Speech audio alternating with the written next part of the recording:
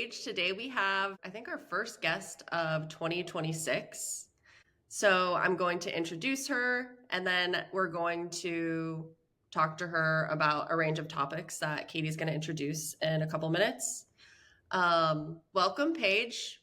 She describes herself as your chronically ill health coach. She loves to travel, work out, go to concerts, and you can catch her at home with her black cat Nova or on a plane to her next adventure. Yes, ma'am. That is accurate. Thanks for having me. Of course. Yeah, welcome. So we ask every guest how they met us. So would you like to tell our meet cute? Yeah, of course. Well, KT, I just met about 5 minutes ago when we turned on the cameras. So that's my first favorite memory. Yeah, for sure. And then with Carrah, I think we've known each other for 3 years now. And I think my favorite memory is when you came and visited me in Kentucky. And I just was kind of like, hey, here's my entire friend group that I've known my entire life. I just kind of like pitched you into a bunch of people.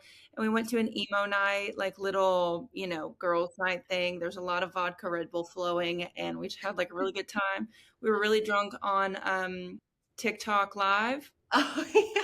Yeah. And a lot of people were like being really mean. And it was really funny. But I think that might be my favorite memory. It was a lot of fun. I totally forgot about the TikTok Live. Yeah. I think I got banned from TikTok Live. Yeah.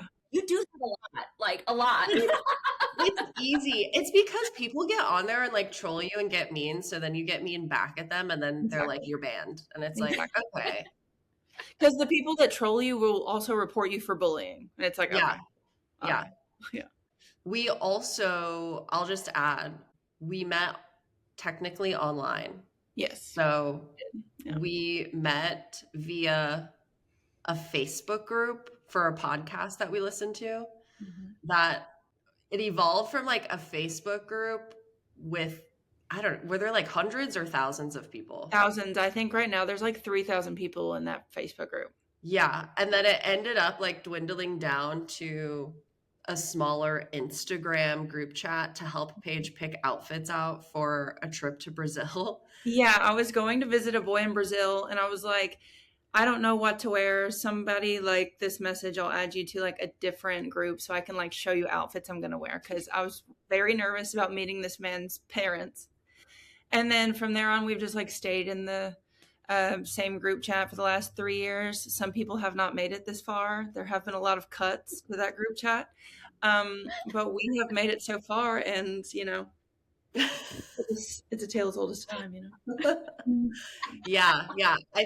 It went like text message official in what, like 2024? No, I went to Brazil in 2023. Okay. Dang. Yeah. Yeah, that's crazy. Yeah. So I think it's a cute, interesting story. Yeah. Although I do feel like you said you have a lot of online friends. Yeah, I do. I think the majority of my friends I have met online at some point.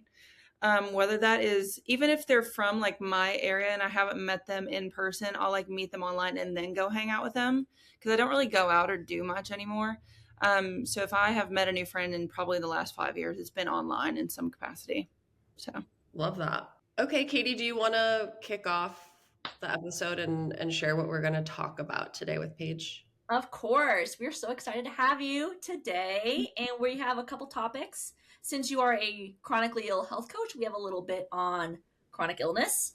So we'll jump into that next. And then we're going to follow it up with some long distance dating / relationship advice and some fun little silly questions.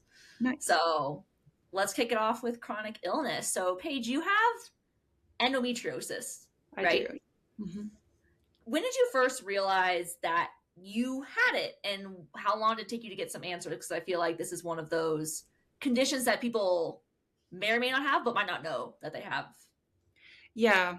I did not know I had it for a very long time. I just remember from like the first time I had a period until like 2023, it was just so painful all the time. And I remember there was once in college and I was in so much pain. I actually passed out in my room at my parents' house.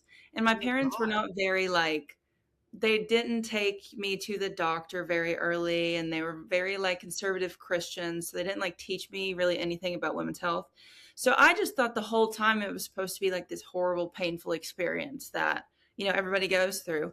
And then I would be going out with friends or like going on trips and stuff. And I'm like, hey, I can't do anything. I'm like, I have got to lay down. And they're like, I don't think that's, normal by any means. So I just like kind of got used to it.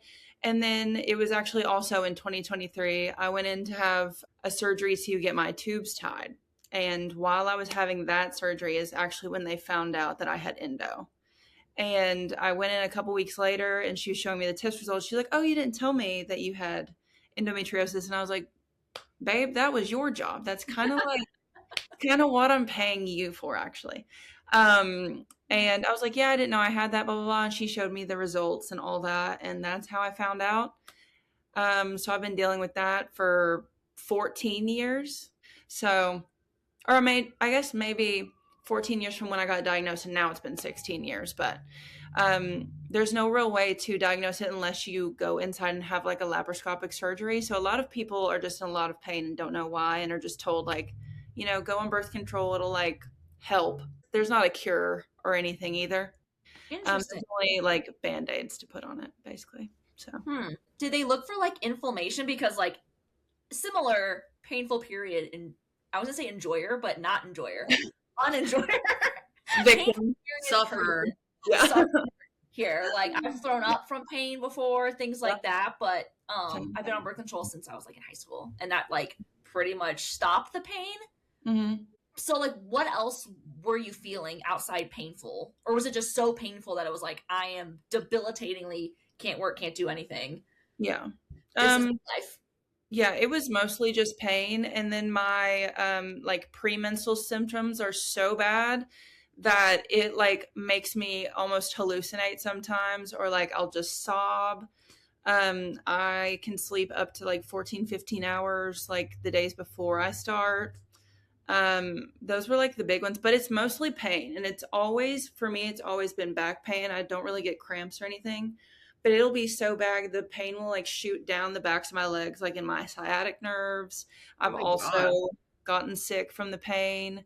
And I will say that when I knew what it was, and then focusing on, or like just being super aware of like when it's coming, doing things to like avoid the pain. So like I'll stay really active. I make sure I eat foods that aren't as inflammatory as other things. Even when like your cravings are really bad, I try to like force my way out of it or eat like a healthier alternative. There's a lot of shame around sleeping a lot and like napping a lot, but sometimes that's legitimately the only thing that helps. And I say all the time, I'm like the laziest active girl on like the entire planet, because I love a nap. And I sleep all the time, and I always have been that way. But also, I love working out. It's just kind of like finding the balance and working for you. But yeah, periods are not supposed to be painful, like so painful that you throw up, get nauseous, can't move, can't sleep, etc. So, yeah. So, do you feel differently now that you have a diagnosis than before? Yeah, for sure. It was just like an answer to a lot of questions of like, why are my periods so bad? And all my friends are completely fine. They're like, oh, like I'll take a Tylenol, or like I'll take an ibuprofen, and then they're just like gung ho about life. And I'm just like, how does that feel? I don't know. What have you done differently? You mentioned before you're working out more, you're eating better. Has that actually like helped with the pain management? Yeah. Being in so much pain all the time when it's really bad just kind of puts into perspective that like things I complain about really aren't that serious.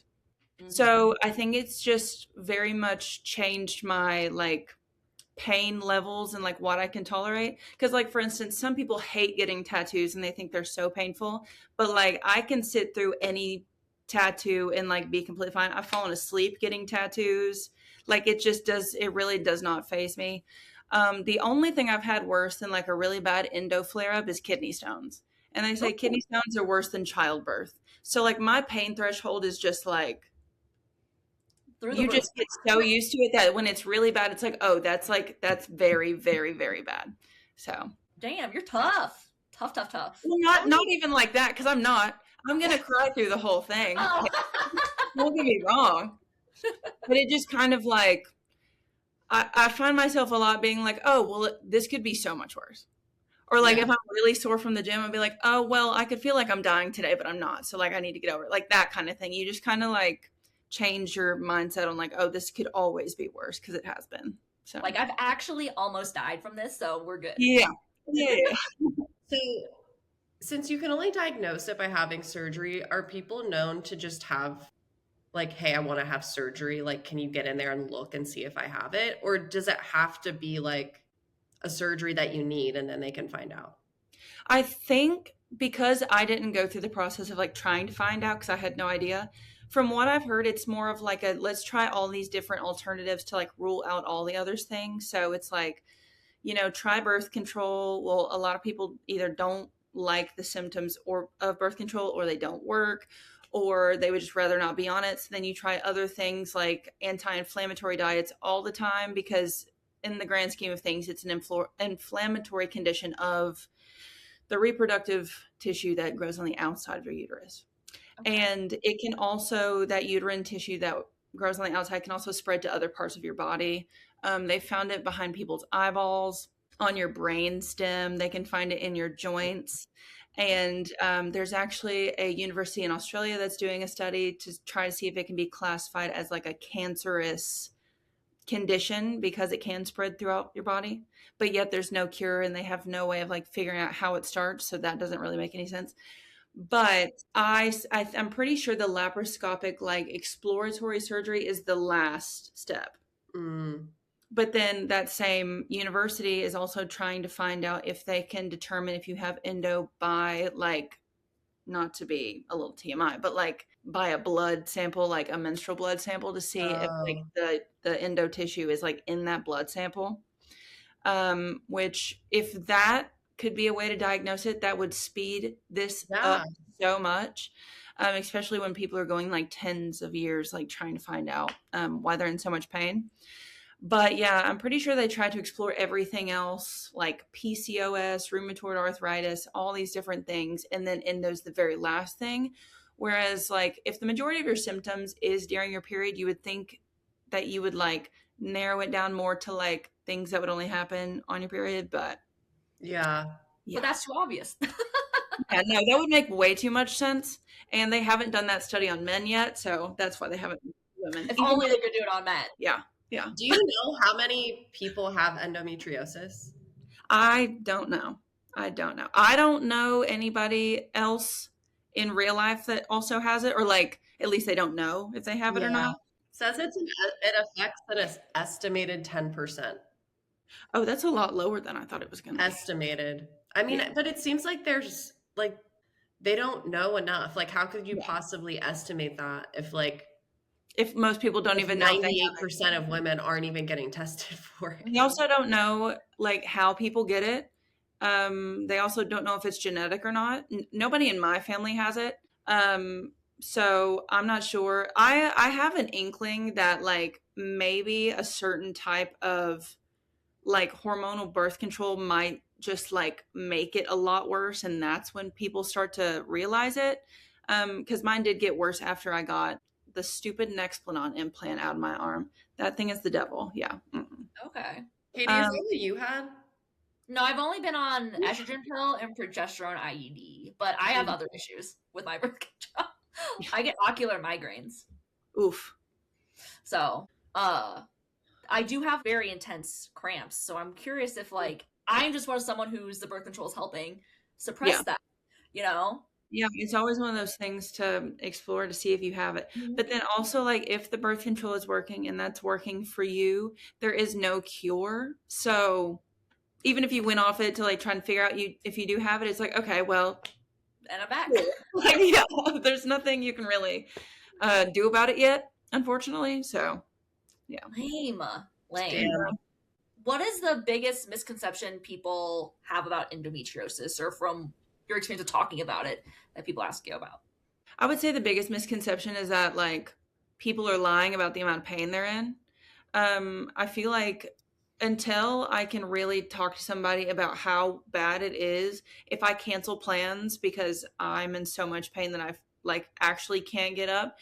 Like I've had friends, not in a malicious way, but they've been like, I mean, is it really that bad, or do you just not want to go? Yeah. Are you faking? You sure? Yeah. Faking it.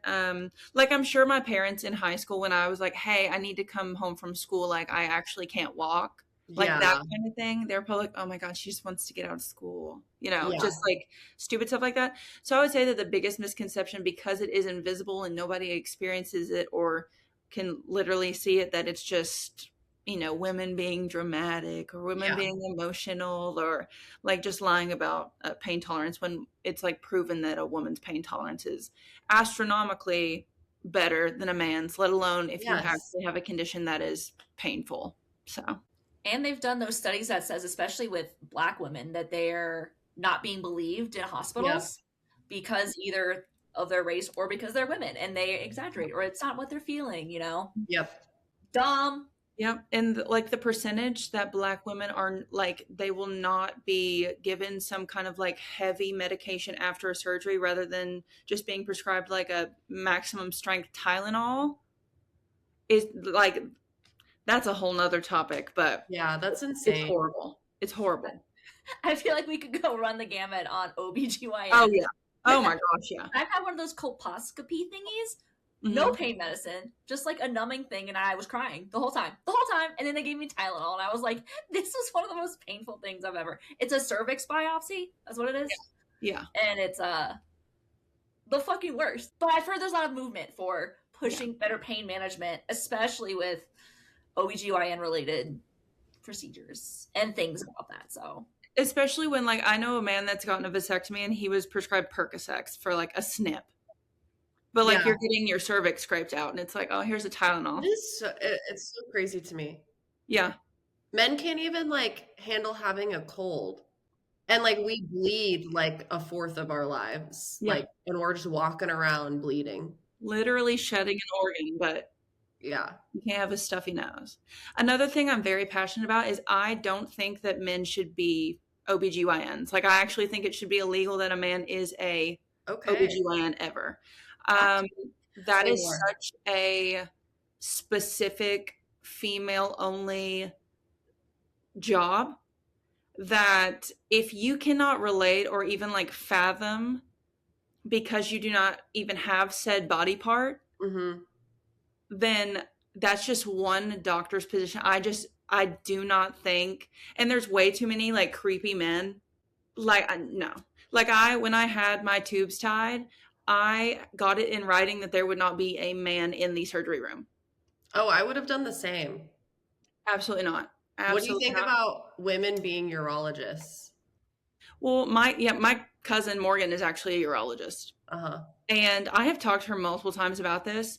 And it was very much one of those things where she doesn't think it should be male specific, because she doesn't want to like put any gender bias on it. But also, she's had so many creepy experiences with older men like hitting on her while she's like Ew. doing examinations, that she's like, yeah, I wouldn't recommend it by any means. Yeah. Or like, she works with her husband as well, and they'll like ask for her instead of him. Ew. So men are just creepy, and we shouldn't let them do anything. Yeah. Yeah. That's what I'm learning here. Literally. I did have a horrible female gynecologist in DC. Like, Really? I had like a really, really bad period experience. And right now, thinking about it, I feel like it could be because I was drinking the night before. And I think that it made it, but it was so bad that we had stayed the night at our friend's place. This was like the day after Thanksgiving a couple years ago. I woke up at like 6 or 7 a.m., like in severe pain. And I was like, we have to leave. Like, I was like sobbing. I was like, I don't want them to wake up, but I'm just like here, like doubled over in pain. And we like got in the car and drove home. And I like had to put the seat all the way down. And like, I was just like crying and like in so much pain. And so I went to the gyno to like let them know, because I've had bad experiences before. Not that bad since like the first time I ever started. But I was like, I need to go. And I went, and it was just like, she didn't listen to me at all. It was like a horrible exam experience, like uncomfortable, like, and then also they were like charging me for like random shit after the appointment. but it was so bad. And she was young. That. That's even worse. Horrible bedside manner too. Like That's just even like worse. I Yeah. told her about my pain. She's like, okay. She's like, we'll just keep monitoring it and then come back. And I'm like, bitch, I've been monitoring this since I was 13. Monitoring it almost why I came in. Yeah. Yeah. That's horrible. Just be a good doctor. People forget that doctors are also public, like they have a public facing image. So if you have a Yeah. shit doctor, go get a new one. Go find Yeah. a new one. There's plenty of good doctors out there. Like I've had good Mhm. experiences with gynecologists. I think both like male and female, but at the same time, do whatever you want to do, whatever makes you happy, you know, Yeah. like, but also I'm pro women being gynecologists. Like, Yeah. Yeah. Yeah. Men are just so creepy that I just, like, I could personally never, but I know, like, I have family members that have male gynecologists. They're like, oh yeah, they're like, he's great. I was like, I just simply could never. Also, I think like if you've had like bad experiences with men, Yeah. you're less Makes it like, I worse. just don't want to risk having another one. I'm Yeah. sure there are great male gynecologists out there. Oh just yeah, I'm sure there are. Yeah. not my cup of tea. I guess maybe if I felt like having like a good story to tell or something, I would do that. let's jump into your other chronic illness, breast implant illness, which I didn't know was a thing until Carrah made these notes for us. Girl, me either. Can you tell us about whether, like, when you started questioning whether your implants were causing you pain, like, what were you feeling? What led you to this diagnosis? Yeah. So I got my chest done January 2024. And I had been thinking a lot about it. I had been wanting my boobs done since I was 18. I asked for it for my graduation college present. Everybody said no. Fair enough. I waited till I had big girl money, did it myself. I was so excited to finally have boobs, blah, blah, blah, the whole spiel. And everything was fine. They were healing really well, like didn't really have any issues. And then it was around my birthday that year. So that was in September. So like maybe like 8-9 month difference. I just got this weird like burnout from the gym. And if you know me personally, I am never burnt out from the gym. Gym's my favorite thing to do. I'm a massive gym rat. I was a collegiate athlete for, like the entire time I have been alive, or like in school, I was playing some kind of sports. So like I've never not wanted to work out. And I just got really burnt out and I was like feeling really weird and I was tired all the time. And again, endo symptoms, because I did know I had endo, but I didn't know I had BII. So I was just like, oh, maybe my endo is getting really bad. Like maybe I'm in a really bad flare up. So I stopped weightlifting and I started doing Pilates, and that helped a lot with just like joint stability and all that stuff.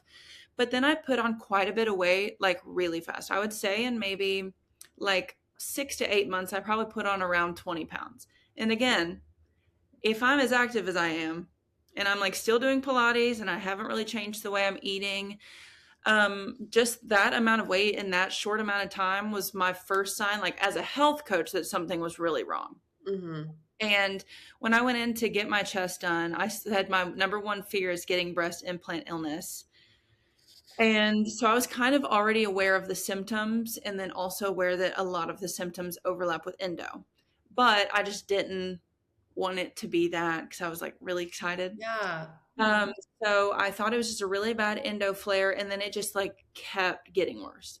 And then my joints would lock up, my hands would get really swollen. Like my boyfriend would even, like, I have this notch right here.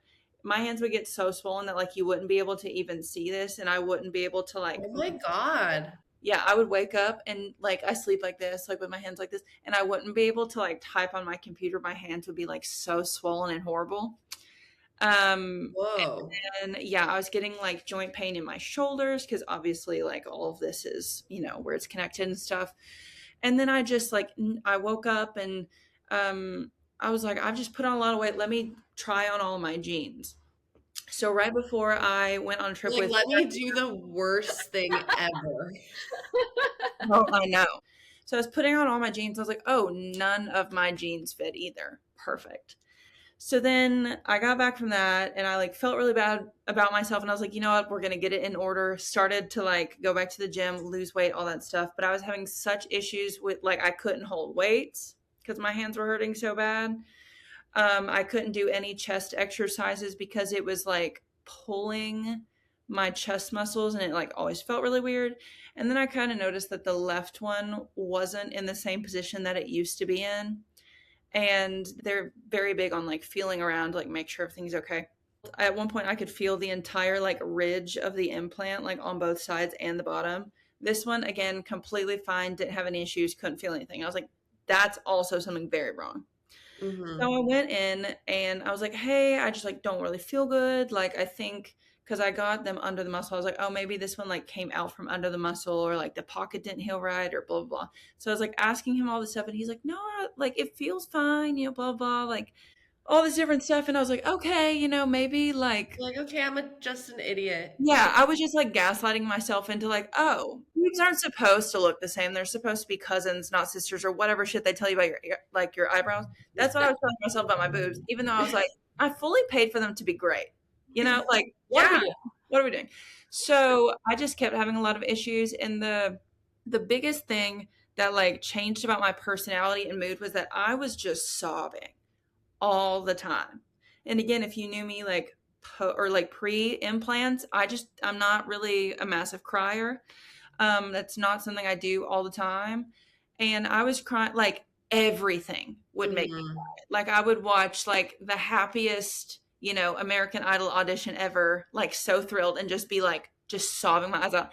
So I went in and, or no, I told mine and Kara's group chat, I was like, guys, I think I'm going to get my implants taken out. Like they're feeling really weird. And like when I lay on certain positions, the left one is really hurting. And so she messaged a friend. She's like, yeah, you need to go in and see. But I had like a bunch of trips planned. So I went on like Mm-hmm. 3 weeks of traveling, but I already had an appointment scheduled. As soon as I got back, I went in and I was like, I'm going to have to go in and like really advocate for myself because he's not going to believe me. Yeah. And I went in and I was like, hey. And as soon as I started explaining, sobbed my eyes out again. And he did an ultrasound. He saw that the left one was ruptured. And he's like, I had a cancellation the day after Christmas Day. Let's go in, get it taken out. Got them taken out December 26th. And it's been like 6 weeks tomorrow that I've gotten them out. I'm down like, I think a total of 13 pounds of like the 20 I gained. I haven't had any joint stiffness. I had a rash on my chest. It's completely cleared up. I've like barely cried. And I didn't like, I would have never known if it was endo or the boobs until I got them out. So it was more of like an elimination thing than it was like me actually wanting to get them out. Yeah. But getting them out was like the best thing I ever did. He saw that it was ruptured. I told him all the symptoms. He's like, well, yeah, you definitely have that. And I was like, You could have listened to me 6 months ago, my guy. and like I get his hesitancy because he told me, he's like, in the 30 years I've been doing this, I've had 2 people that I've had to diagnose with that. So it's not very common for him. And I guess, you know, there's either people that don't know they have it, or they've Mm-hmm. gone somewhere else and got diagnosed with it. Yeah. But I was like, okay, fair. Like it's not very common. And then, Mm-hmm. like, of course it would happen to me because that was my number one biggest fear. Um, Was it because it ruptured? Is that what caused it? Or was it I, something else and the rupture just was coincidental? I think it ruptured because I went cliff jumping in Mexico. And it's not like it wasn't like a crazy cliff jump. And I was like Mm-hmm. cleared to do everything. Nobody told me I couldn't do that. I had on a vest. Everything was smushed down. Like I wasn't doing anything insane. But that's the only thing I can think of that would have been strenuous enough on my body to like make a rupture in the implant. And you can have BII even if they don't rupture. But I think with the tear I had in mind, just like the slow leak of silicone in my body is what made me pretty sick. And yeah, the surgery went fine and he got him out and I feel great now. So it was a very bad experience for a Yeah. very long time. Yeah. I don't know why it's so hard to be believed when you're saying how you feel. Yeah. Mm-hmm. Like, I'm not saying complete dismissal. There could be some sort of like, well, let's wait and see what goes on. That's like a normal reaction to something's wrong. Like, let's see how it progresses or things change. But like, that's just insane to me that you've had multiple Especially, I think, especially Paige, like coming from you because you're a health coach, you are like extremely aware of your body Yeah. and like your symptoms and how you're used to your body acting. And so, like, if someone as competent and self aware as you can't be heard, it's like scary. but Yeah. I'm also glad that you advocated for yourself and went back. I think that's like a big lesson. My sister has like a lot of health problems Mhm. with like her thyroid and stuff, and so she's just like been through the ringer. Yeah. Honestly, ever since she was a kid, she's kind of been in and out of the hospital. Mhm. And she has just had to learn to advocate for herself. Like she had to get her parathyroid surgically removed Ooh, about yeah, okay. 2 years ago. Mhm. And she switched doctors in the last like 6 months. And her new doctor was basically like, why did you get your parathyroid removed? Like, did your old doctor try ABC first? And she said no. And her new doctor was like, you didn't have to get that removed. And so now she's on medication for the rest of her life and having to Yeah, figure out how to like balance her calcium levels. yeah. But her, not to say her old doctor was a man and like just went straight to surgery. And her new doctor was just like, I can't believe he did that. Yeah. Yeah, because your thyroid controls so much in your body that that's not something you like ever want to get removed unless it's like Mhm. the Yeah. only solution. So I completely get her like frustration in that, especially now being like having to be on medication for the rest of her life and Yep. constantly having to watch your levels because your thyroid is just your hormones, your, Mhm. metabolism, everything. So It it's, yeah. affects so much more like how you feel, your weight, all these things that like are your day to day versus just like something where it's like you can compartmentalize. I think that's like Yeah. your entire personhood in a Mhm. way being Yep. completely distorted or changed or Mood, everything. yeah. Yeah, all of it. Yeah. I mean, we could have a long freaking debate on the medical system from Yeah. non-doctors. Yeah. I'm sure we've all had crazy experiences, but what is something that you would, or what would you want someone considering implants, like getting them or questioning whether or not they're being bothered to know from your experience? Now with all the research I've done post surgery, apparently it's a lot more common to get BII if you already are chronically ill or have a autoimmune disease because your body basically hates you anyway, let alone like shoving foreign objects and like sewing them in.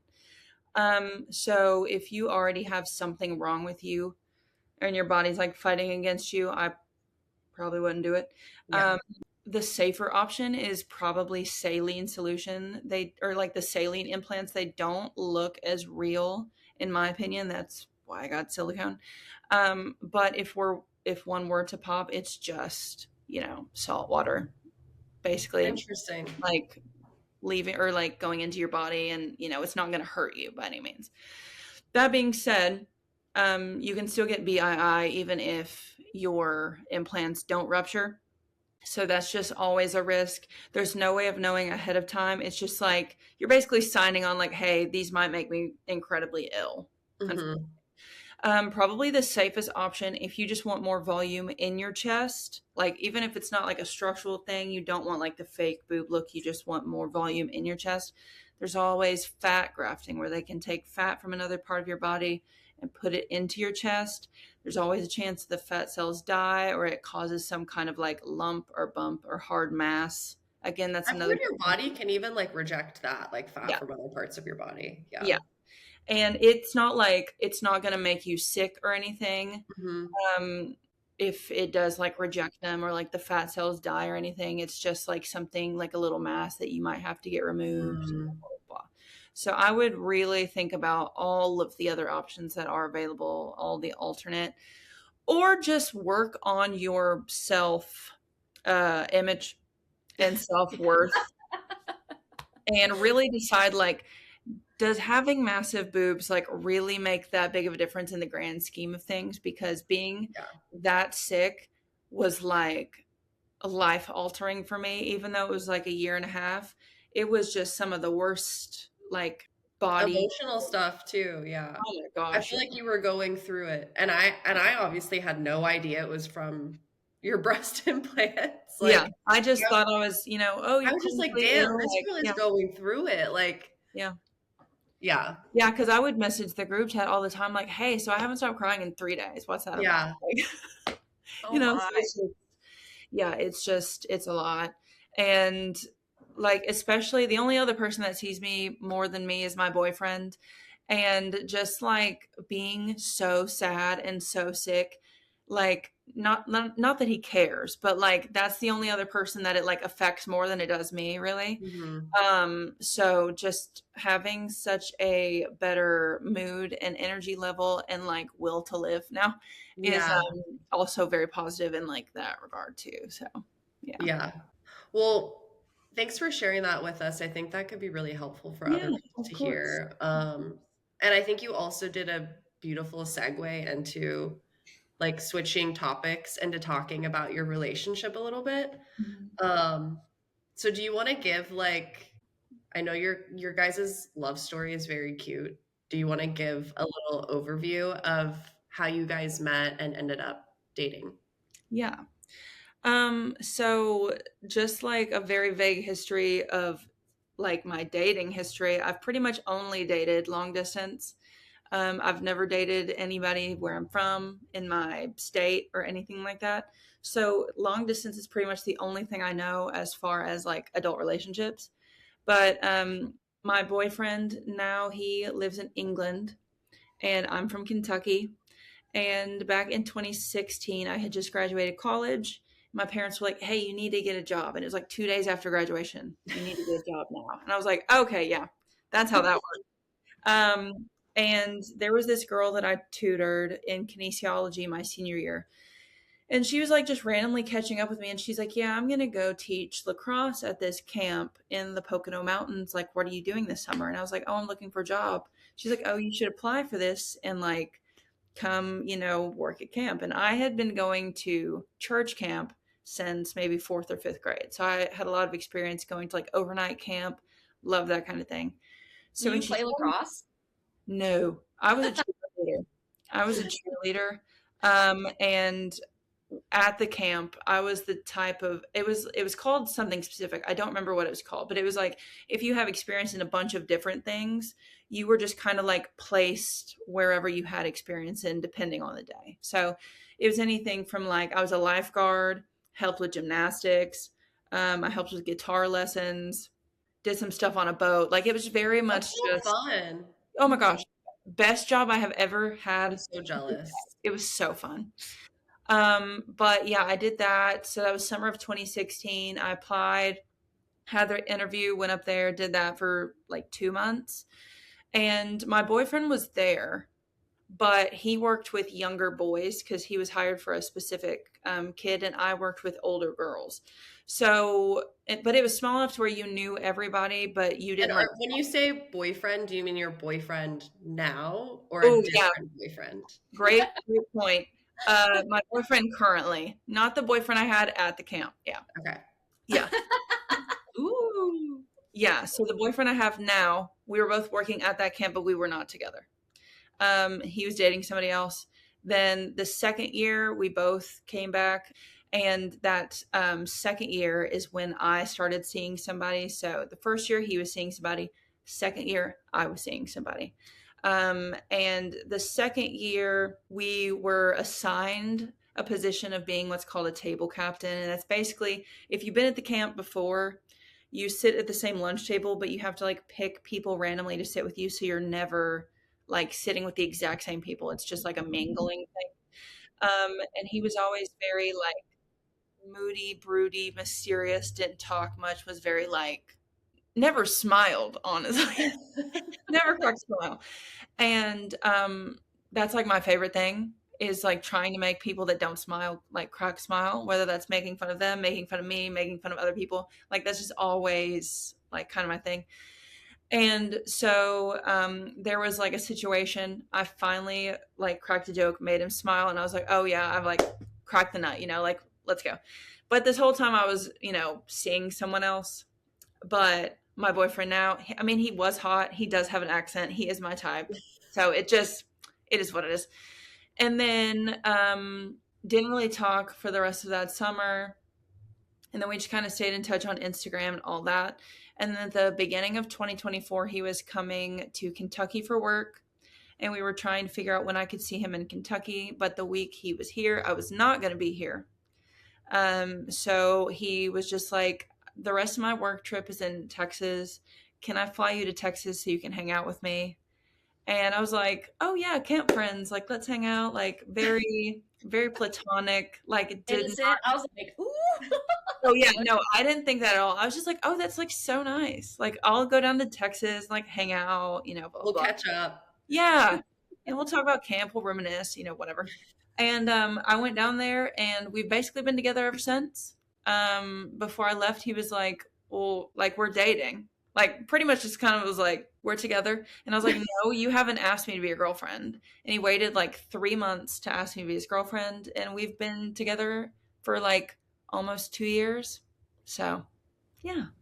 That's really cute. Yeah. I love that. He's very cute. On the camp topic, did you ever watch Bug Juice? Mm-mm. Camp Bug Juice? It was like a Disney Channel show. I was obsessed with it. It was like a reality TV like camp show Mhm. where they would follow like camp counselors who were like teens or whatever and would show all the like crush situation, like this counselor have a crush on Ooh, I that would woman. love that. I would love It that. Yeah. it was like it was my favorite show ever. So I'll have to find like a YouTube clip and send it to you. Yeah, I love that kind of thing.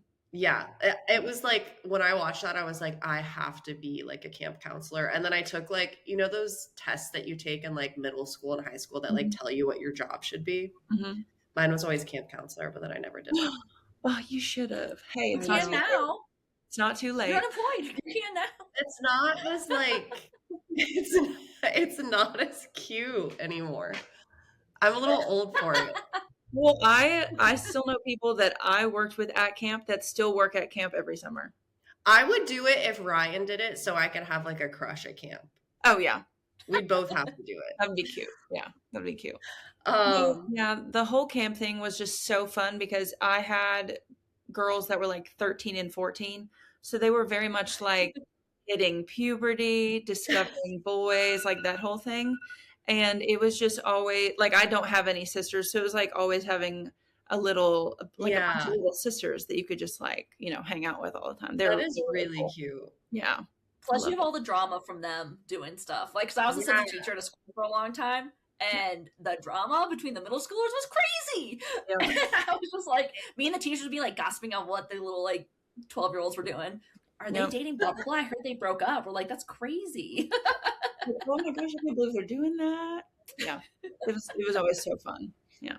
So how did like you said you've always done long distance. So like how does this relationship compare to your other relationships? Because like just from what I know, it seems like this is like the healthiest by far. Like it's kind of like a night and day difference between your other relationships. Like were you scared to commit to another long distance relationship, especially like one that probably felt a little different than your previous ones?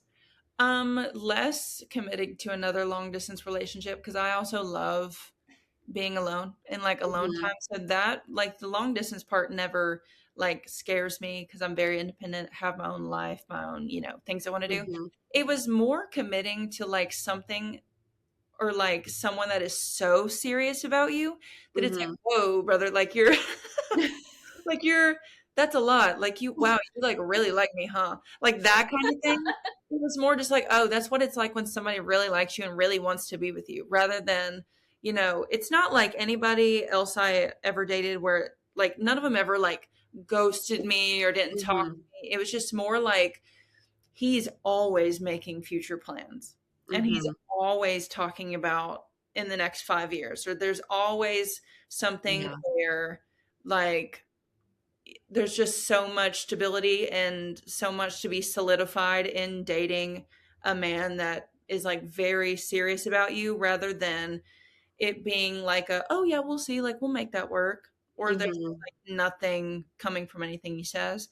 Or when he would hang out with his family or something, he'd be like, oh yeah, like my family was asking about you, all that stuff. And it was just like, I don't know if my boyfriends ever told their families that we were dating, like that kind of thing. Yeah. And I also knew it was a lot different because I'm very private about my private life. I never posted about it on social media really. And it was very hard not to talk about him on social media because all I want to do is brag. Yeah. That was like another massive indicator.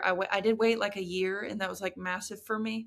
But I've just always been very private. I never talk about my relationships ever really. And Mhm. I was just like, how am I, like, I can't keep this concealed anymore. It's like the biggest part of my life, honestly. But I remember you were like, "I'm not posting him until we're engaged or married or yeah, something." And yeah, I was like, "This bitch is gonna post him." Like she loves him like way too much, and I feel like it was really hard for you to hold it in. yeah. I like told myself when I was 16, I was like, I will never give a boy any presents on my Instagram. Keep in mind, like, Instagram started when I was like 16, maybe. So, like, it's not like, there was like a big long history of like soft launches and, all that stuff. I just remember being 16 and being like, I would never post about a man on Facebook or anything until I'm like very serious and I know he's not going to leave me. Which Yeah. requires a ring, right? Yeah. I Yeah. just always had told myself that. And then I was like, you know how hard it is to not post about a man that's like worth bragging about? Like, Yeah. it's so much more difficult. So that's when I knew that it was like pretty serious and, I love that. So it sounds like a big difference with this guy is that he was very like focused on reassuring you that like you are a part of his life and his future, yeah, which I think is like a big step when you're dating like a mature man who is like constantly like incorporating you into his life for the next like 5, 10, 15, 20 years and like keeps talking about it. hmm That is like that's when you know like okay, like this is like a serious guy and like a mature guy. yeah. So I'm trying to figure out how to ask like how did you go from finding somebody or like did you have to make any changes within yourself to be able to Mm. find and commit to a guy like that and like accept that kind of treatment? hmm That's a great question. I would say the first step of that is being like so insanely comfortable with yourself that like no matter who you are entertaining, it doesn't like really make a difference. Like nothing about Mhm. my life has like when we started dating, nothing about my life had like changed about me. Like I was still sticking to the same routine. I was still like doing the same thing, still working on myself, still going to school, like that whole thing. I would say the second part of that, let's see. I think it was more of a mindset shift of like, does he like me? And like always worried about him liking me and changing that into like, what all is he doing to prove that he's worthy of me? Mhm. I don't think I ever once asked him for like reassurance, like, hey, do you still like me? The da da da da. It was more like, what are you doing to like constantly prove to me that you like me? Mhm. Especially being long distance, like you have to put in way more effort to show Yeah. that rather than being in person. So it was just like, for instance, we didn't get to spend my very first birthday together, like in person. And I had this party at my house, and he sent enough wine for every single person that attended my party, including a non alcoholic bottle of wine for my friends that are sober. Oh. And it was Wow. like, yeah. Aw. And he lives in England, Yeah. syndicately. You know what I mean? Like, it's not like he lives in the next county over and he like sent a card. It was like he lives in a whole different continent and is like sending me massive bottles for not only me, but everybody that is involved in my life. And Yeah. he's just like constantly the most considerate and thoughtful person I have like ever met, Yeah. like ever in my life. And like, what does he do to like constantly prove that he wants to be with me or all this stuff. And like, it has nothing to do with money or like, trips, which like we do travel a lot, but like you kind of have to. It has Yeah. nothing to do with that. It's more of like we know what we are doing for the next year and like when Mhm. we're going to see each other, how we're going to make it work, how long each trip's going to be. Like, it's just, there's always a plan. There's always something to look forward to. And there's never any discrepancy in like if he's going to flip. Like he's Yeah. never gonna, switch up. So I think just the consistency, the stability, and like the thoughtfulness of being with somebody on a different continent is so much different than being with somebody that says they're interested in you and then like proves otherwise, where they don't really try at all. Aw. Props to him. We haven't said Yeah. his name, so I'm like I don't know if No you want to secret. say his name, so I've just been like No, it's this not a secret. guy. I just don't know if he And wants to be talked about on the internet. So that's why I yeah, kind of currently refrain. we need we should have picked like a nickname or something. Oh yeah, in the group chat we called him Euro, And I told him that, and he was like, okay. Like, you couldn't come up with anything else. Yeah, that is kind of basic. Yeah, but got the job done. What advice would you give to single women in their 20s? And I know this is like a very open-ended question, but I feel like everybody kind of has like their kind of high horse thing that like they would like to tell single women in their 20s, as someone who spent a lot of time single in their 20s and also like in different types of relationships. Yeah. I would say the number one thing is that you have to be good at being alone. Like, I genuinely don't think you can find a successful relationship that you're happy in if you are not happy by yourself first. Mm-hmm. Like, you really need to, it, like, again, it doesn't matter who you're dating, who you're with. Like, nothing about you should change if you like add a person to your life. I think I used the metaphor once of like men are like handbags. Like, your Mm-hmm. outfit's going to stay the same, but like the handbag should be a complement to your outfit.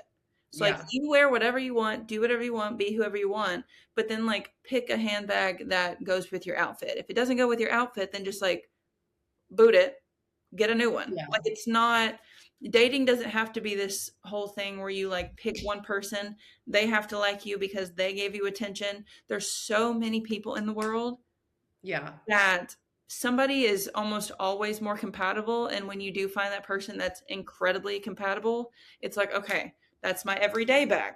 I'm Yeah. not getting rid of him no matter how much, like, no matter what. Like, I'm not, Yeah. no matter how many other, designer purses or throwaway purses or purses for one-time use, you know what I mean? Like, there's always like the old reliable, that's my everyday bag. So I think when you find just the perfect bag that goes with everything, why would you ever want to get rid of them? Yeah. And like I love your emphasis on the best person for you isn't going to like change how you want your life to look. Yeah. And like I think another way to say that too is like the best person for you like enhances all the things that like make you a better person. Yeah. Like, Like I they make think it possible to like just like level up in every single way that you want to level yeah, up in. they should push you to a point where like you have some kind of passion and the person you're dating makes you want to pursue that passion. Not Yeah. that you're changing your passion, but Yeah. it's like it accelerates you.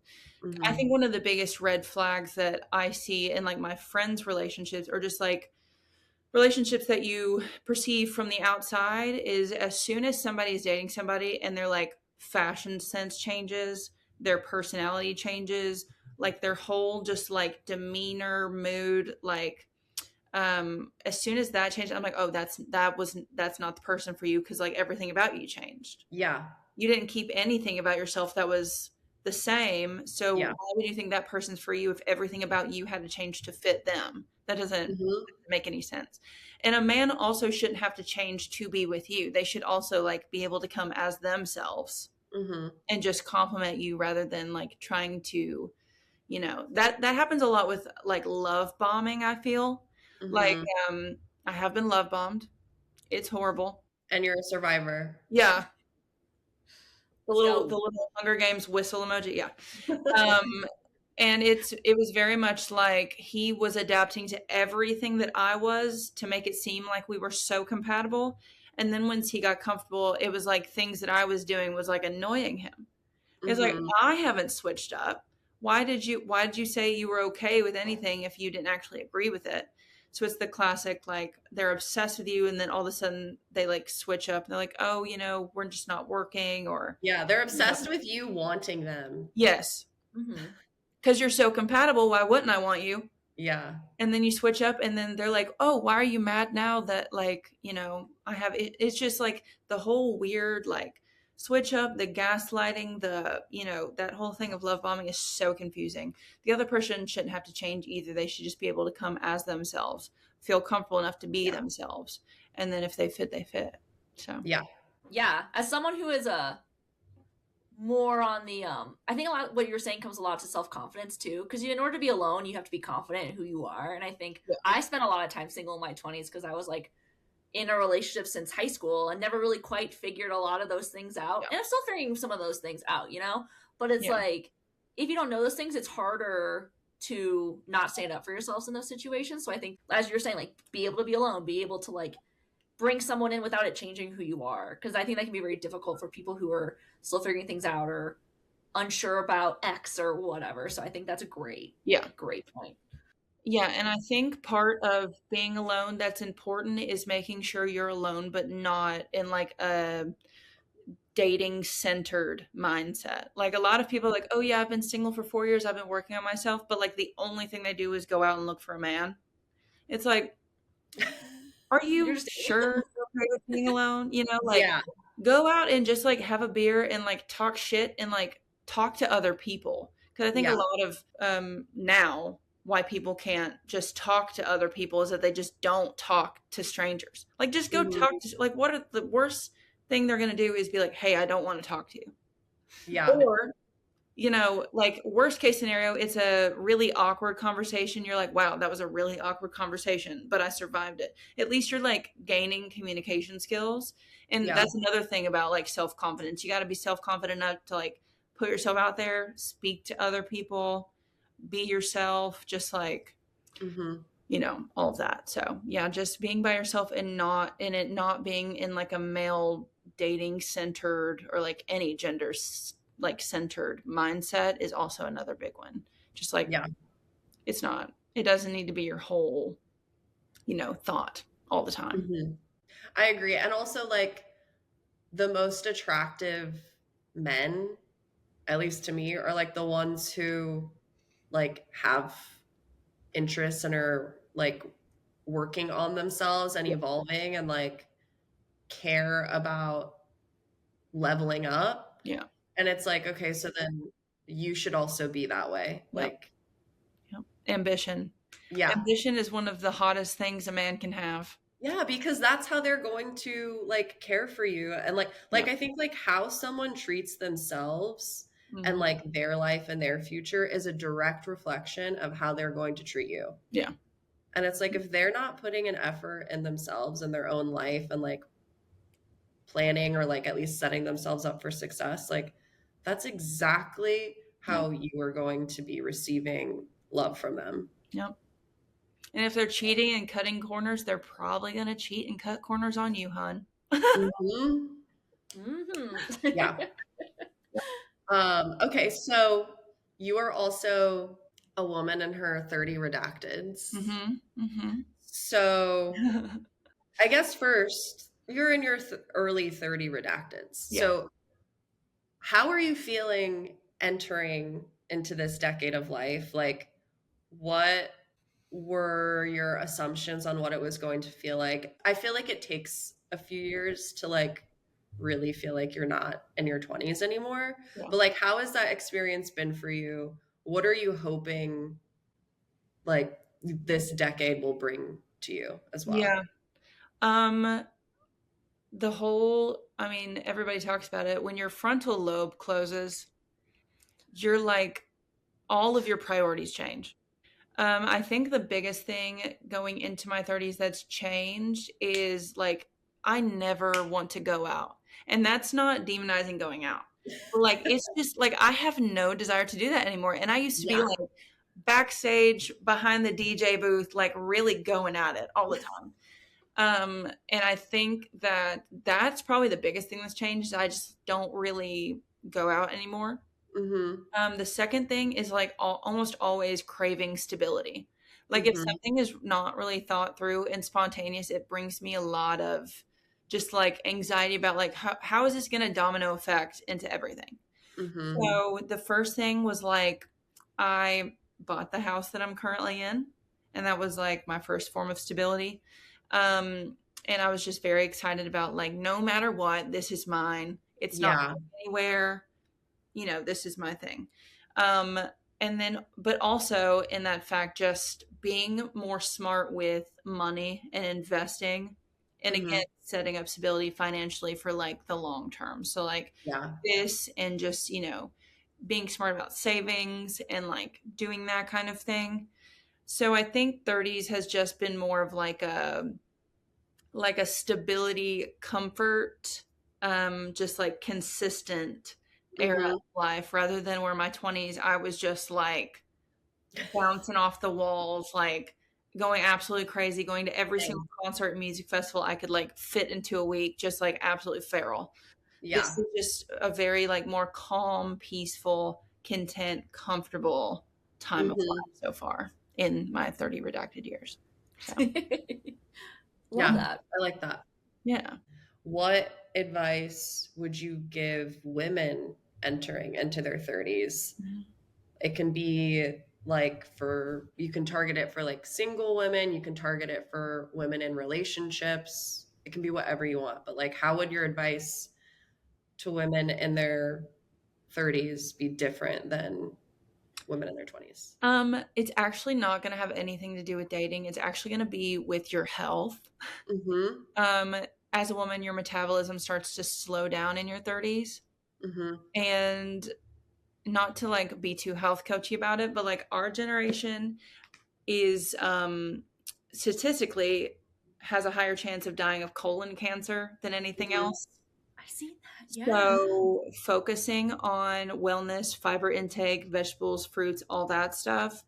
And then also just like really driving home that people actually really need to work out, not Yeah. to like be fit aesthetically, Mm-hmm. whatever the hell society tells you to be, but like genuinely for like your own health and like longevity, you really need to work out. I say at least twice a week for weightlifting, because if you weightlift, it like cuts your chance of osteoporosis in half, basically. Wow. And that's not saying anything against every other type of movement, because you should do whatever makes you happy. Yeah. But weightlifting is so vital to your bone density and bone health. Like I told an example the other day. My Nana's going to be 92 in July. She has been a vegetarian for like 50 plus years. She lifts weights every single day to this day. 92 years old. Wow. Yeah. We need to get her on the pod. Oh my gosh. Yeah. Well, she wouldn't know how to do a Zoom call, but she would love to give advice. But yeah, she's so she just stays active all the time, and it's not like she's doing anything crazy because she is 92. But just the fact that she can even like still lift 5-pound weights, Yeah. like if you look at any 92-year-old in like any nursing home, that would be like unheard of. And she's like barely on any medication. She doesn't have to use a walker. Like even my grandfather, he's in pretty good like mental health. He's still very mentally clear and all that. And they always at least try to walk or like do some kind of like brain functioning puzzle. Mm-hmm. So just starting now in your 30s to where things are starting to slow down. Like if you didn't get into it in your 20s, that's fine. It's not too late. But you do need to, like, the earlier you start working on yourself now, you don't have to be a gym rat or anything like that.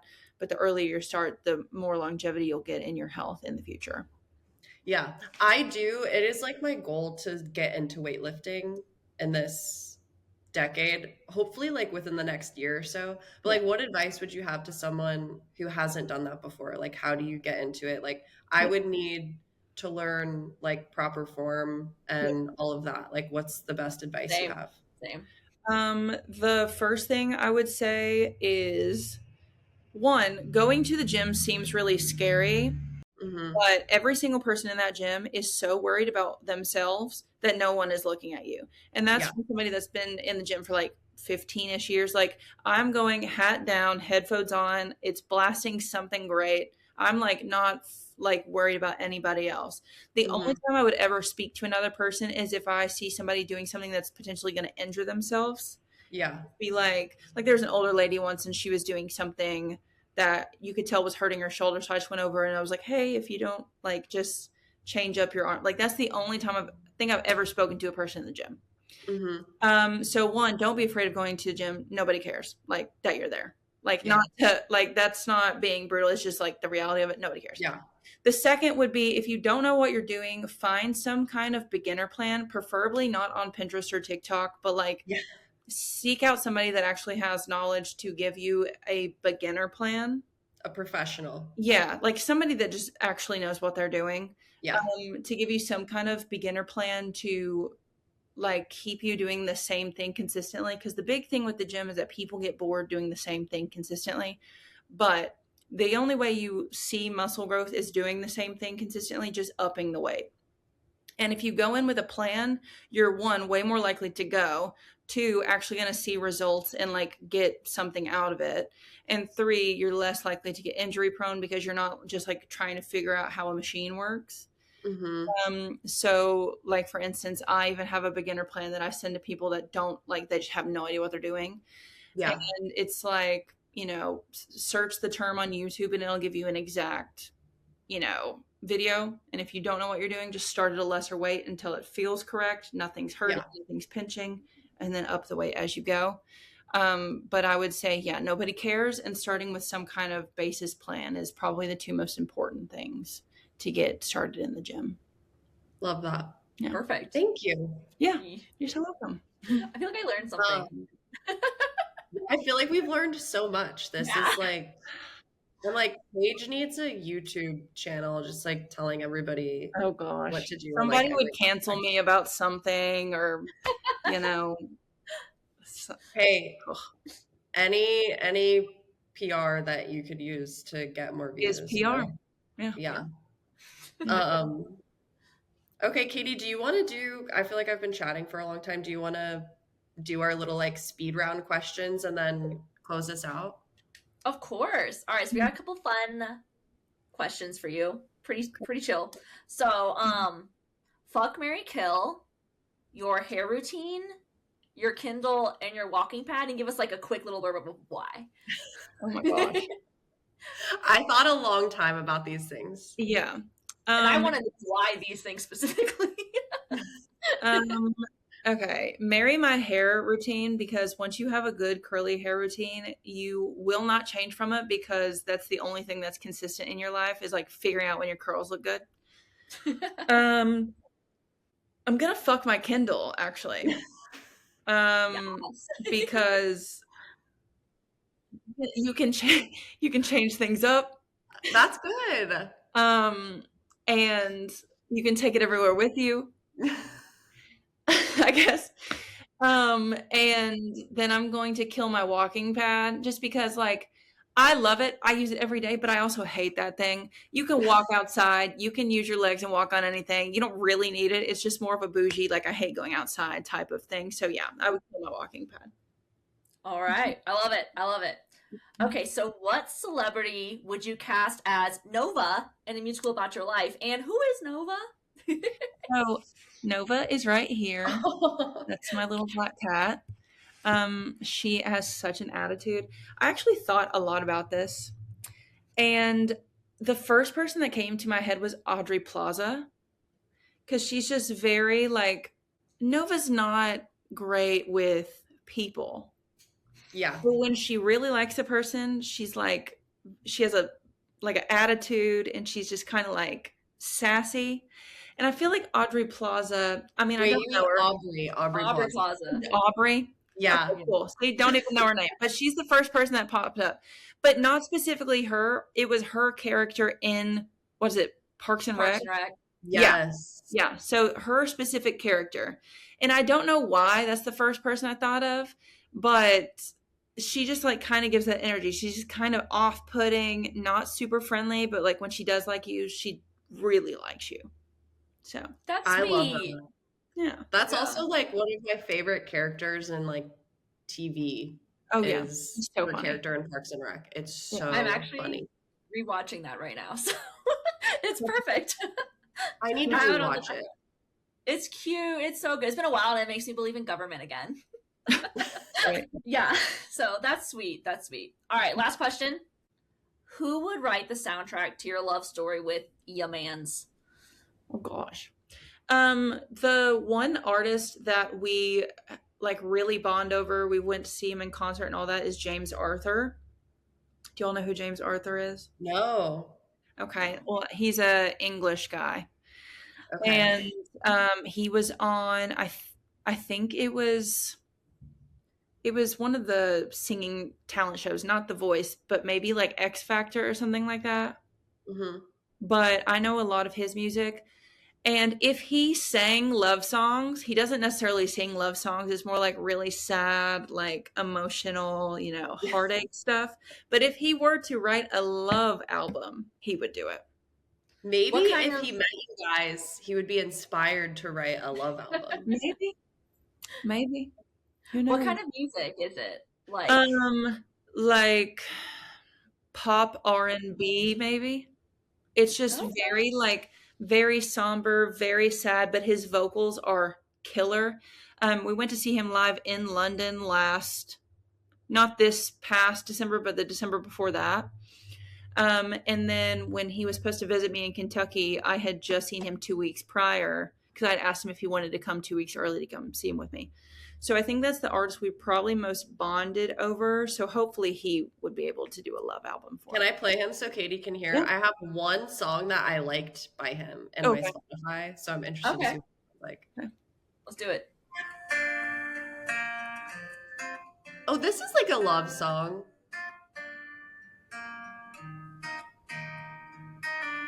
I met you in the dark. You lit me up. You made me feel as though I wasn't home. Katie, do you recognize this? It sounds like James Blake. It's giving me all the 2000s yeah. It's very I almost wanted to start crying hearing that. Yeah, it's very emotional. Because I don't even know, I can't remember if that's the song about his daughter or not. So that might be why it kind of sounds like a little bit sounds emotional. Positive.